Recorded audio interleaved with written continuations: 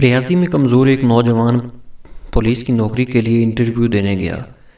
Police अफसर ने पूछा, अगर सेब 170 रुपये किलो हों तो 100 ग्राम की कीमत क्या होगी?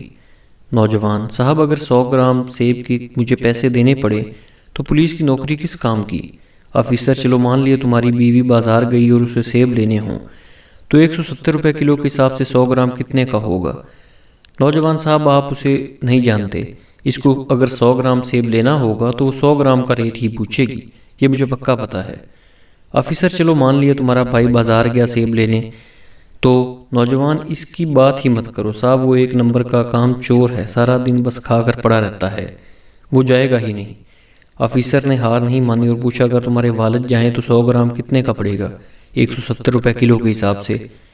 नौजवान: मेरे वालिद के मुंह में दांत ही नहीं है, वो केला खाते हैं, इसलिए ना वो खाते हैं ना सेब लेने जाएंगे, ना रेट पूछने की ज़रूरत है इनको। ऑफिसर भी ढीठ था, इसने कहा, चलो मजबूरी में तुम्हारी बहन को जाना पड़ा सेब लेने, तो इस रेट में 100 ग्राम के कितने पैसे हुए? नौजवान: साहब, हमने इसकी शादी 5 साल पहले ही कर दी, अब वो जाने और बहनोई जाने, वो चाहे सेब खरीदें, केला लें या लीची, अपने से क्या मतलब? वैसे भी नौकरी मैं करूँगा या पूरा ख़ानदान करेगा? ऑफिसर के सब्र का बांध अब टूटने लगा, बहुत गुस्से में बोला, भाई कोई बहुत ही आम आदमी सेब लेने जाए तो 100 ग्राम सेब कितने का हुआ बताओ?